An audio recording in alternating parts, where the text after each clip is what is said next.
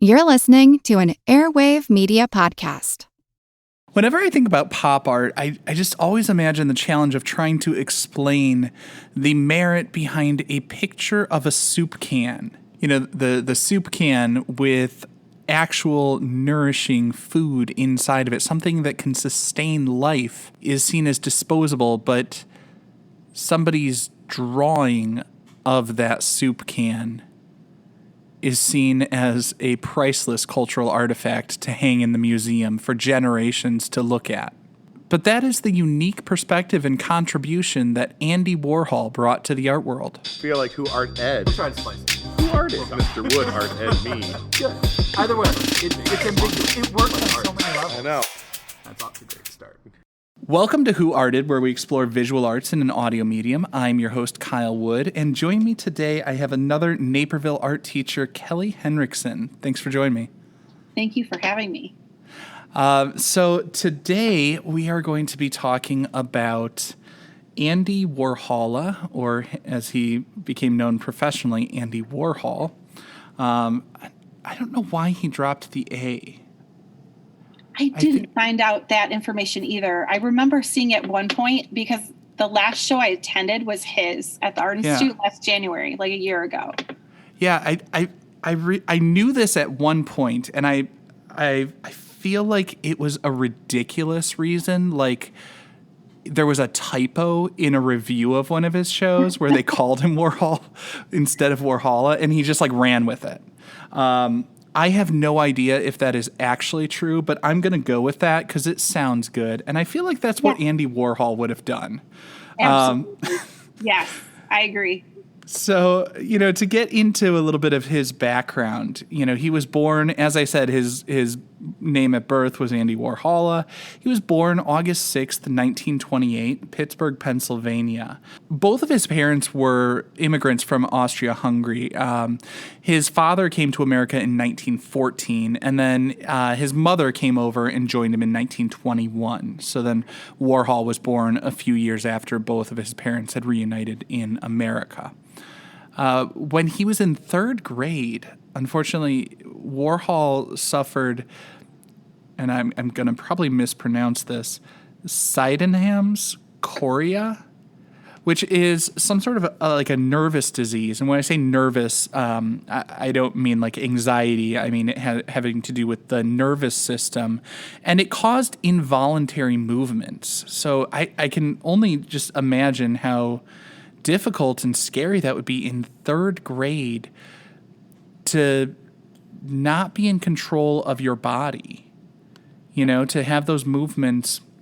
And it's almost like being on lockdown too, that he was home and he did all this drawing, right? Isn't that what was said, that he got really into drawing at that point, and it was something he could do at that time while he was sick?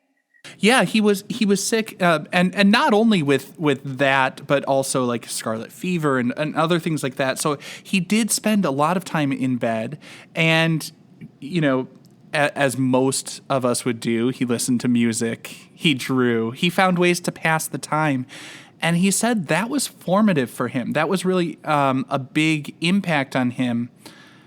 And some people say like it impacted him in making him a bit of a hypochondriac, but it also like impacted his view. Like that's where he developed his love, I think, of pop culture, as he was listening to music and learning to draw. And he was he said he decorated the space around his bed with pictures of movie stars and stuff like that.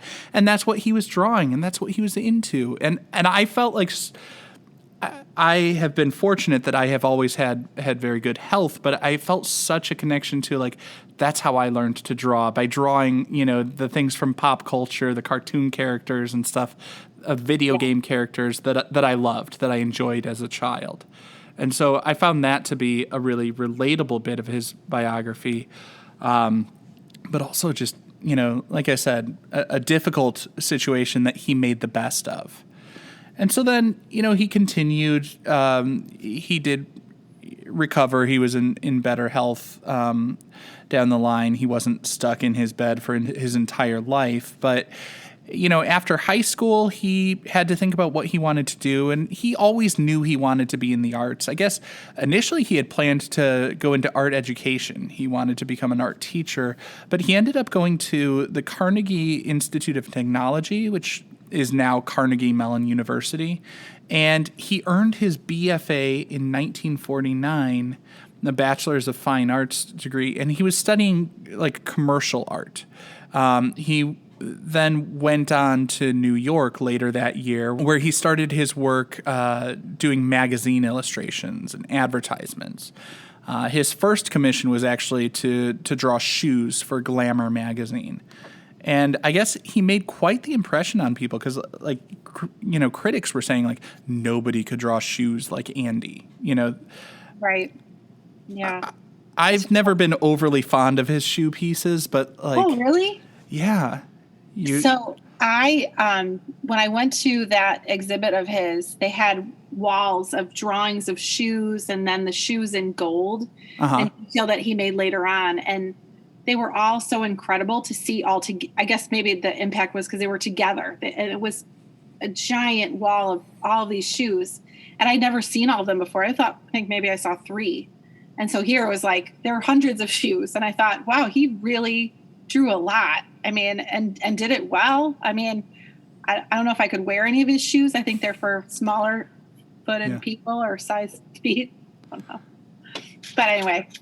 Well, yeah, I mean, I guess I should clarify. I'm not saying like anything wrong with the way he drew shoes. It's just like, It never really struck me as anything like, I always looked at them as like, well, it's competently drawn. I'm not going to knock it for his draftsmanship abilities or anything. It's just like it didn't catch my eye. Like the color schemes they didn't have that flair that like I think of when I think of Andy Warhol, because his later stuff was so much more vivid.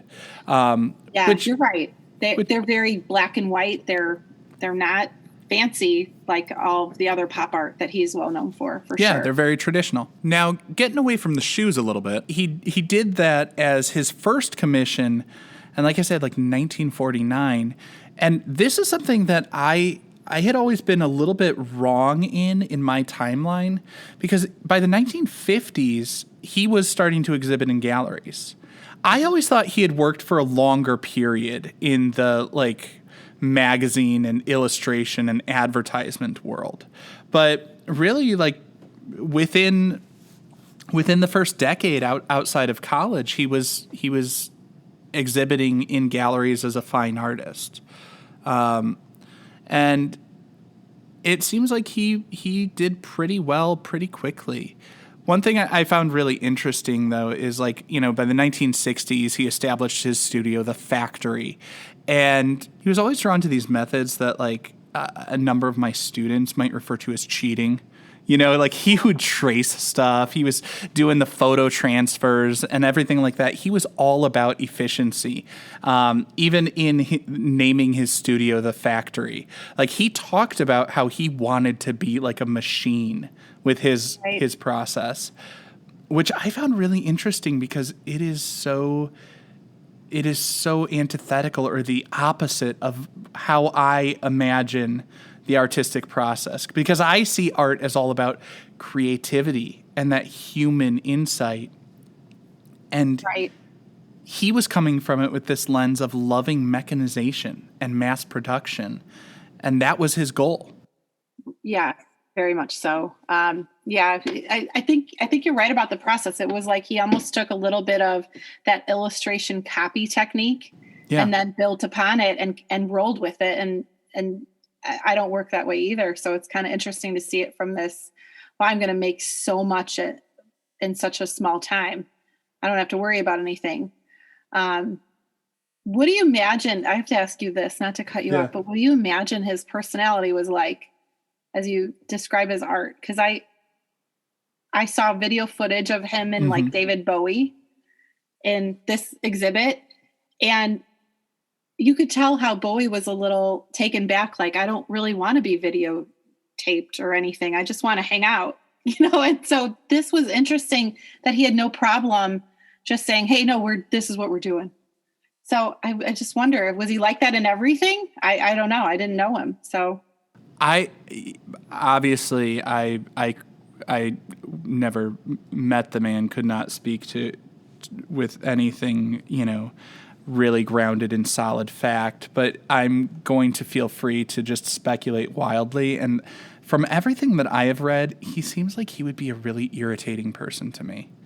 Like if you look at he looks like he was one box of stuff away from an episode of Hoarders. I mean, when he passed away, it took Sotheby's over a week. I think it was like 9 days just to auction off his stuff. And then they had just shy of 650 boxes of Andy's stuff that they took over to the museum, the Andy Warhol Museum in Pittsburgh.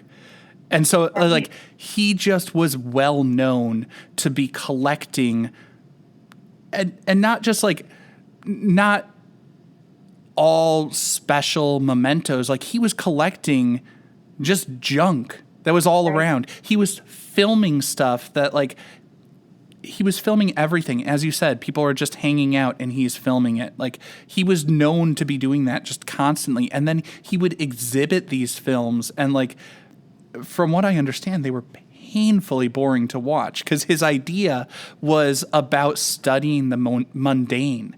And so he would show a video of like half an hour of somebody sleeping, like it seems just like on some level ridiculous, but on another level, I get where he's coming from.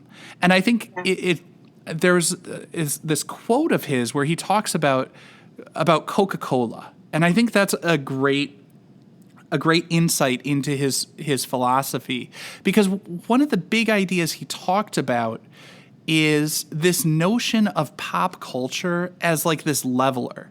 He talks about how, the homeless person on the street drinks Coke and the president drinks Coke. He talks about how, like, basically everybody, no matter who you are, no matter how much money, fame, stature you have, you enjoy that same beverage. Right. And it doesn't matter how much you paid for it. It's the same ingredients. Everybody gets the same refreshment. And so it is that common culture that ties everybody together, that cuts across those lines that we see as these divisions because of people's cultural backgrounds, because of their, race or their socioeconomic status or whatever. It's like there are these elements that all of us agree are delightful, right? Such as carbonated water that's loaded with sugar. We all enjoy the same garbage. We all have the same guilty pleasures, and they're accessible to everybody. And so, like, philosophically, I find that very appealing. A lot of his stuff, and the way, like, the way he and artists always have to do this. Like, he pushed it as far as that idea could go to figure out, like, where that idea has merit artistically and where we lose the thread. And so that's why, like, he had that collection of all sorts of stuff to figure out what's the soup can versus what is the truly disposable cultural artifact that we don't need. So like I said, there's some stuff there that I find really interesting, and some stuff that he produced that I wasn't always on board with. But I think you could say that about everybody. Yeah, for sure. And then, like, one of the things that I always think has to be remembered is, like, he was not always universally loved. Like, some of the critics felt like his work was shallow, and I always find it interesting because it's like, on the one hand, yeah, it's kind of shallow, celebrity obsessed. He's hanging out at Studio 54 and having David Bowie come to his studio and hang out and all that sort of stuff. But at the same time, it's like, can you think of a more perfect reflection of, like, the 1980s than totally Right. shallow consumers. Yeah, everything was that same way. I feel like maybe critics were mad that he was making money this whole time. I mean, you know what I mean? He was doing well, even if his work wasn't well received. So, I mean, maybe that was their, they were annoyed by him by that. But yeah, he really kind of just is the symbol of the 80s in that realm because I don't know. His work is just so neat. I like that he changed over time. You know, he did a lot of drawings and his work changed over time. And I like how he collaborated with others, even, at some realm he didn't enjoy videos or the other people didn't enjoy videos being taken of them, but he worked with Basquiat, Keith Haring. And a lot of that art was in his show, the pieces that they collaborated together. And that was incredible. He did have that like attraction, even if he was, not always well received, they wanted to work with him. Yeah, and I think that's one of those things because it's like early in his career, he was an innovator. And then by the 1970s, 1980s, you could see it in different ways. You could see him as the older person trying to stay relevant, trying to show he's still cool. Yeah. But I think actually what's probably more accurate is he saw these young, innovative artists and he was excited by that artistic development. And he also wanted to help them is the sense that I got. Like he collaborated with Basquiat at a time when Warhol didn't need the association with Basquiat. Today Basquiat is so well known, but like Warhol bought a postcard off Basquiat while he was, on the street selling things just to make ends meet. And so I think that is an interesting connection. And like I say, I feel like he went through this progression where he became almost sort of like an influential figure who was still relevant in his own right, but also helping to guide the next generation, which I think is always cool because you see that from a number of artists who, whether they do that by going back to teach in a university or, collaborating with younger artists as he did, I think it's always cool to see he was giving back in some ways. And that provides me with a lovely segue to the piece we're going to be talking about today, which is his zebra piece, which was silk screened. And this was made in 1983. He was commissioned by one of his friends who was a philanthropist, and he wanted him to create a series of prints on endangered species. So there were 10 different animal designs that he made. I've always personally loved the zebra print that we've got here from 1983. Yeah, that's the one that I know the most. I don't know if I've seen all 10. And these were not on display at that show, which is kind of surprising. Yeah, I mean they might be in like private collections or something like that, but the zebra one's always caught my eye, and so that's the one I wanted to focus on today because also it's silk screened and feels very much in line with his style and everything that he's known for, that iconic style. So what's jumping out to you about this piece? I really love the color and how he, just even that turquoise background with the reds and oranges and how it pops, the zebra pops forward. I just love the detail that he included too. The line work is beautiful. I don't know. This one I've seen a lot. I would love to see if the others look similar to this one. But I love all the detail in this. Do you happen to know what's the size of this print? Is it rather large? Like, off the top of my head, I want to say it's around like 3 feet squared, but I'm gonna have to look that up. Sure. Yeah, I don't know either, but I love it. I think it's a gorgeous piece, and it definitely reminds me of the rest of his prints. They're great. Yeah, what I'm noticing is like right off the bat, like the the square composition is always a little bit difficult, I feel like, to plan out a good composition. I like how the zebra's coming in off the edge, you know?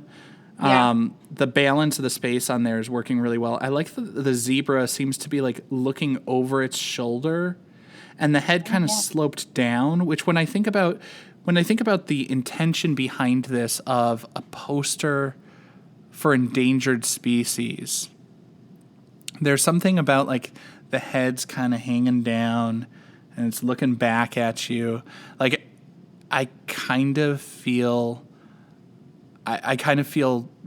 bad for this like this feels like it's like Eeyore or something like that. Yeah, he looks a little sullen, like not very happy or sad or I wonder, I wish I had read more about this piece, because it would be nice to know, like, was he really trying to make all of the animals look sad that he created for this, or was it just this particular one?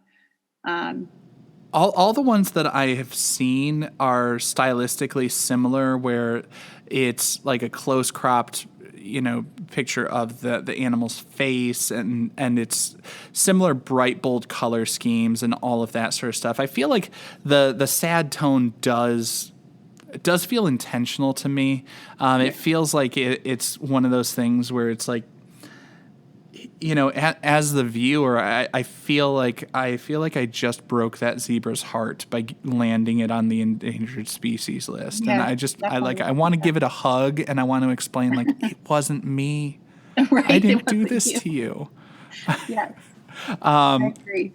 But it forces me as a viewer to grapple with that. And because like the zebra seems to be looking back, I see its eye, like it's looking right at me. It's confrontational without being aggressive. There's a resignation about it.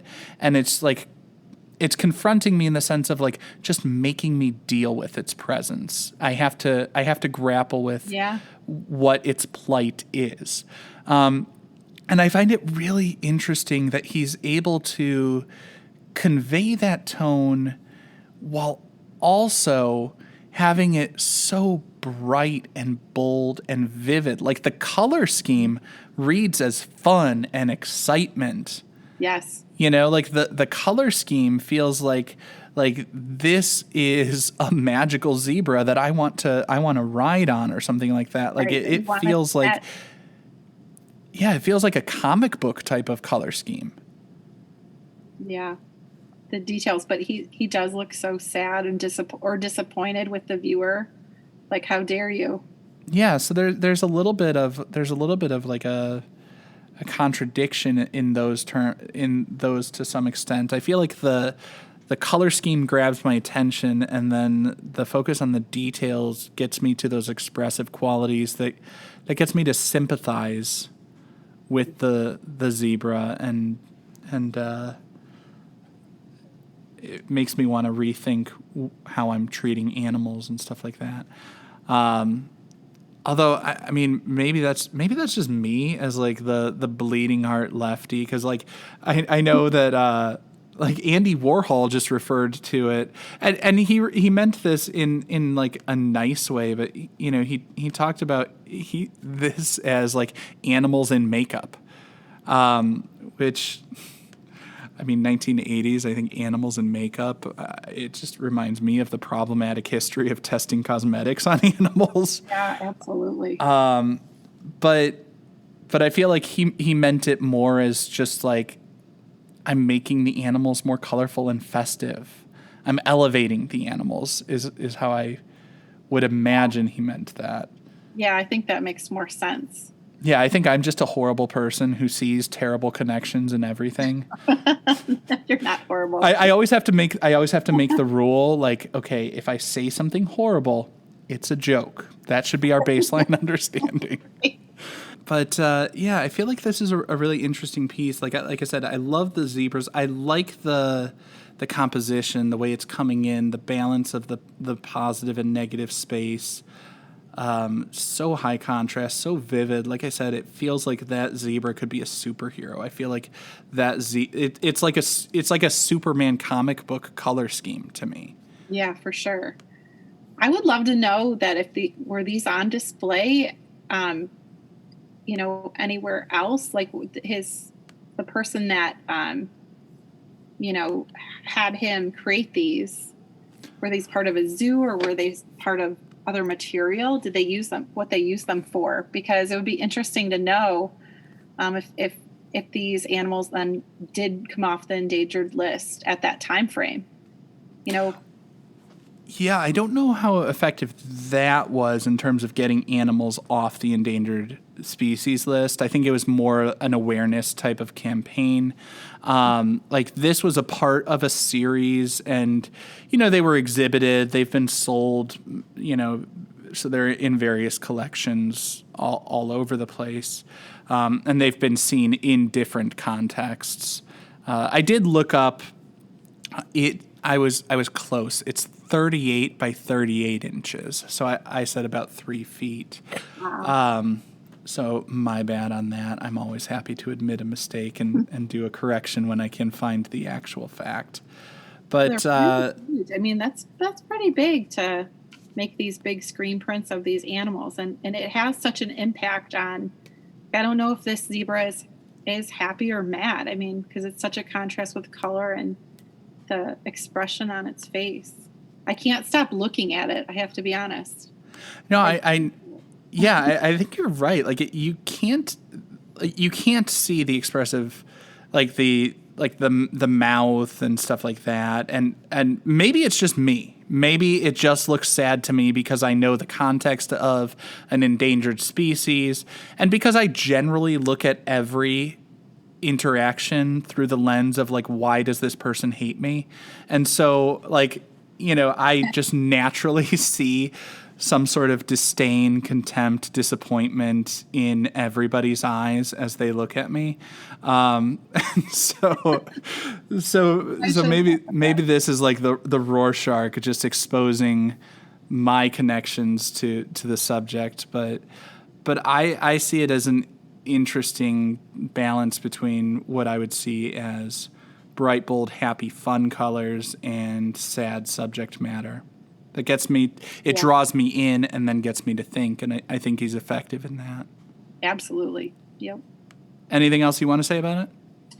No, I just really love it, and now I really want to go look up what the other animals are. I really kind of want to, because I don't think I've seen all of these before. I've seen the zebra, and I can't think of if there is another one I've seen or not. But these were not part of that show.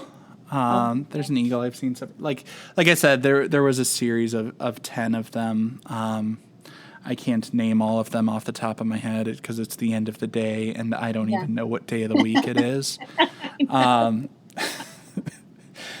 But I guess to wrap it up, I'm wrapping it up. I want just a 3-point rating scale. And where should this hang? The Louvre? Is this something to look at? The lab? Is this something to learn from? Or the Louvre? British for the bathroom. Yeah. There's a poop joke in there somewhere. Oh, that's terrible. I would like to see it last longer, whether it's at his museum or, I expect to see this at the Contemporary in Chicago first. And I'm surprised that this wasn't in a private collection that got, or that the Art Institute inherited recently when they built on that extra wing, because they did get some of his pieces, but I haven't seen all of these animal ones. I'd love to see them. Maybe I just like his work a little bit more and would want to see more of it. I expect this to be somewhere in California though. Like it's got a California kind of vibe in a way. Yeah. But maybe I'm wrong, but I don't know. I would pick the first one. I'd pick the Louvre, like put it in there for a while and maybe it moves around. So you feel like it's a museum piece. This is one for the ages, for generations to appreciate. I also could see this on any like zoo type, like brochure or something, or, kind of cycling through that way as well. And that it would work really well. But I'm sure it would be a hassle to get those copyright issues, like to be able to use it. I don't know. It's nicely done. I'd like to know more about it, I think is my thing. Yeah. They definitely focus on all the celebrities that he, recreated all those screen prints of, but I I've not really seen anything but the zebra before. Yeah, it is kind of funny how when you think about like in his body of work, he's best known for all of the stuff that is kind of shallow. And then when he does something that was for a noble cause, trying to create something for awareness of these endangered species and help out with conservation, that's kind of forgettable. You know? Right? Yeah. It's like he had too many items, so they had to stuff it in the basement and not bring it out or something, right? Or, well, I mean, it's at least not as well known or not as prominently displayed as some of the other stuff. But you see it as a museum piece, one to enjoy for the ages. I'm actually gonna say the Lou. And the reason I say that is, as much as I find this aesthetically pleasing, I don't want it around forever because I don't want there to be endangered species because I am not a monster. Unlike some people who like to always have to keep awareness campaigns for generations to come, we should always be thinking about those animals that we're mistreating. True. I'm joking, of course. I know.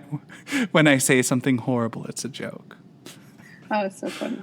But yeah, I generally agree. I think it's a really strong piece. Actually, I think of his body of work. I feel like this is hitting a number of boxes. That's why I picked this specific one in terms of like the colors, the aesthetics, a worthwhile cause, and his screen printing methods. It's fantastic. I love the layering, the offset, all of that. I think it is actually a beautiful, stunning piece, and I like that there's a little bit more to it. So thank you so much for taking the time. I really appreciate it. Thank you for having me. This was fun. It's so fun to talk about work and seeing new art. It's great. This concludes this week's episode of Who Arted. If you found this tolerable, please like and subscribe on Apple Podcasts, Spotify, or wherever you're listening. You can find images of the work being discussed this week and every week in the show notes, on Twitter at WoodArtEd, and on the website whoartedpodcast.com. Podcast done.